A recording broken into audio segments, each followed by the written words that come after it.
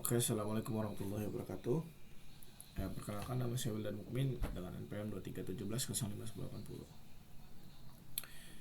2317051080. Jadi di sini saya akan membahas tentang aritmatika komputer.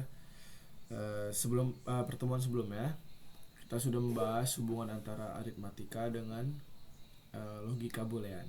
Tapi sekarang kita akan membahas lebih rinci ya, lebih dalam untuk aritmatika komputer itu sendiri.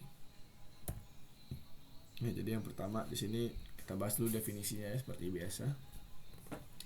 Jadi aritmatika komputer adalah cabang ilmu dalam ilmu komputer yang berkaitan dengan operasi matematika yang dilakukan oleh komputer.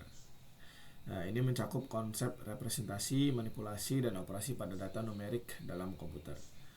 Aritmatika komputer memainkan peran kunci dalam semua jenis komputasi, mulai dari aplikasi sederhana hingga perhitungan ilmiah yang kompleks. Tentu saja ya, dari beberapa konsep-konsep utama dalam aritmatika komputer. Di sini saya hanya menyebutkan beberapa konsep-konsep aja ya, konsep-konsep utama dalam aritmatika komputer. Yang pertama di sini saya masukkan representasi bilangan ya. Yang kita bahas juga di video sebelumnya itu ada bilangan biner, desimal, oktal, dan heksadesimal. Kemudian bilangan cacah atau unsigned integer. Terus bilangan dengan tanda signed integer. Terus bilangan pecahan floating point atau biasanya float kita sebut ya. Terus ada operasi aritmatika, kita bahas juga pada video sebelumnya ya udah. Terus overflow dan underflow itu kita bahas juga. Ada perangkat keras aritmatika, kemudian optimasi aritmatika, terus arithmetic logic unit atau disebut dengan ALU, kemudian kombinasi operasi aritmatika dan logika.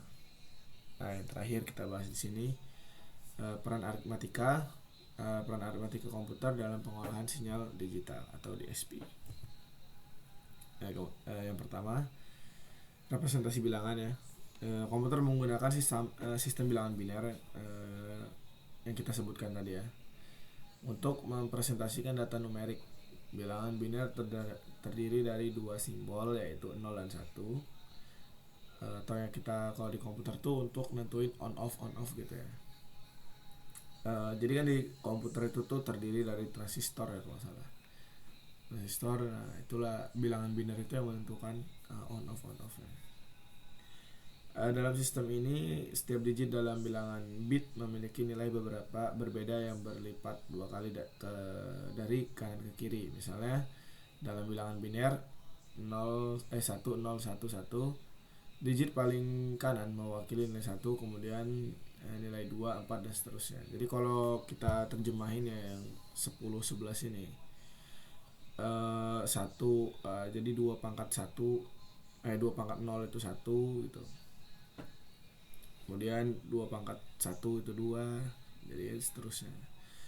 Di sini 2 pangkat 2 itu 4, di sini 2 pangkat 3 itu 8. Jadi kalau diterjemahin ke dalam bilangan desimal 1011 itu 11 ya.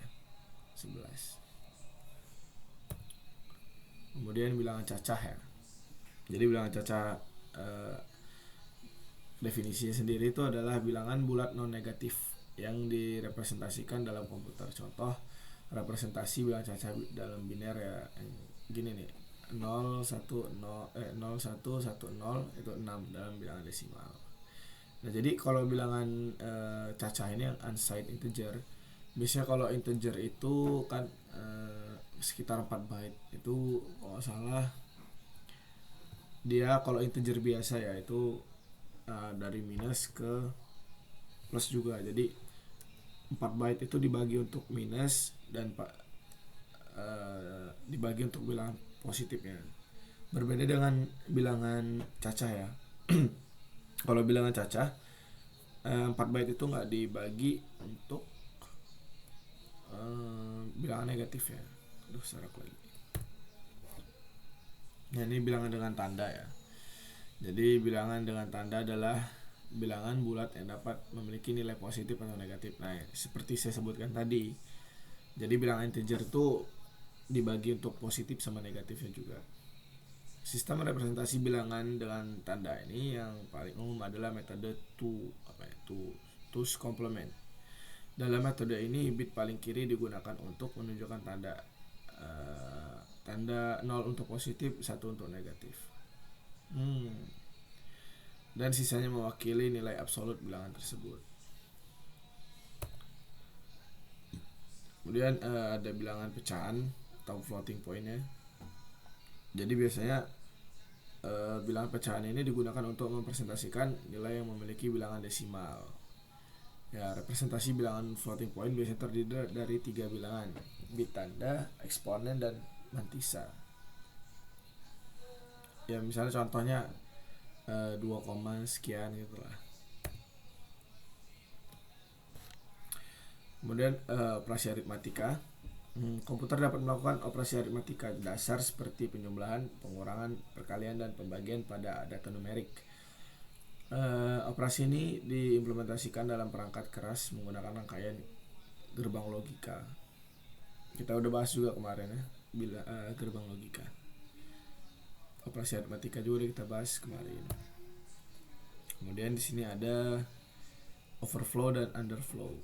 Nah, kita baca dulu. Karena keterbatasan panjang kata dalam representasi bilangan, komputer dapat mengalami kondisi overflow atau operasi yang lebih besar dari yang bisa direpresentasikan. Kalau misalnya dia integer dimasukin bilangan 10M lah ya, bisa nggak ya? Nggak bisa karena lebih lah. Jadi integer juga itu ada batasan-batasannya.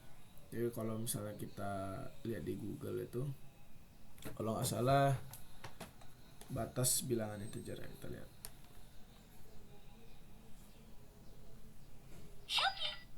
Shopee lagi.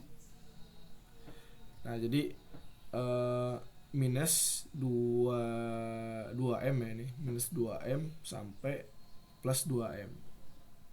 Jadi kalau misalnya kita buat dia 10M gitu, ya itu nggak bisa. Dia akan memasuki kondisi overflow. Nah, kalau underflow hasil operasi terlalu kecil untuk direpresentasikan. Contohnya tahu ya.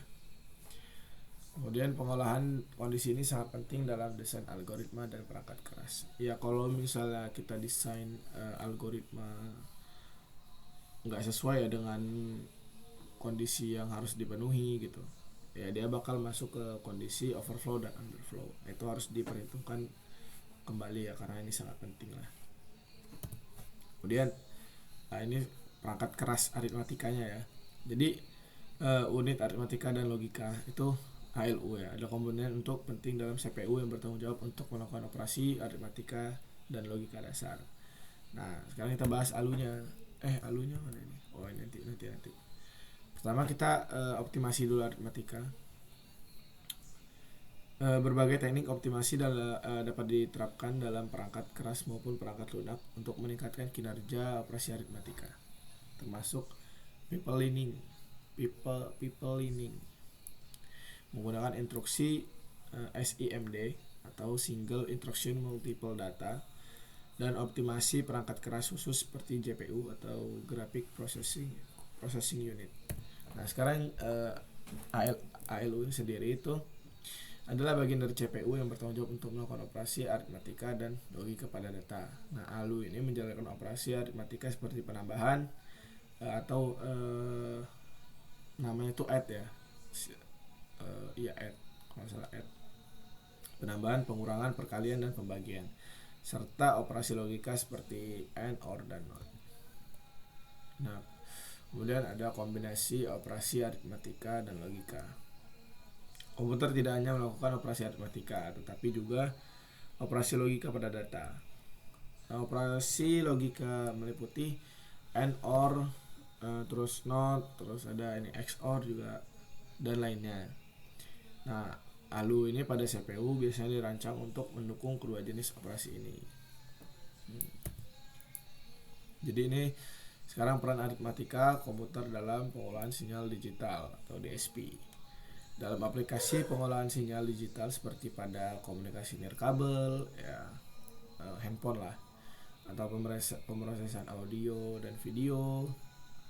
Kemudian aritmatika komputer memainkan peran dalam implementasi algoritma seperti pemrosesan sinyal yang kompleks. Jadi kalau kita kayak nelpon orang itu ya ada peran aritmatikanya juga di situ. Nah, jadi kesimpulannya, studi dalam aritmatika komputer tidak hanya memperdalam pemahaman tentang bagaimana komputer melakukan operasi matematika, tetapi juga memberikan wawasan penting tentang cara efektif merancang algoritma dan mengoptimalkan kinerja perangkat lunak dan perangkat keras. Nah, seperti kita sebutkan tadi ya, ada yang underflow dan overflow, itu juga kita diajarin lah tentang pentingnya cara efektif, gimana sih cara buat algoritma yang bagus gitu. Ya supaya optimal gitu kinerjanya dari perangkat lunak atau perangkat keras yang kita gunakan. Kemudian memahami dan menguasai semua konsep ini akan memberikan dasar yang kuat dalam memahami bagaimana operasi aritmatika yang dilakukan oleh komputer dan bagaimana hal itu mempengaruhi desain dan implementasi perangkat lunak dan perangkat keras. Mungkin itu saja dari saya ya. Sekian. Terima kasih. Assalamualaikum warahmatullahi wabarakatuh.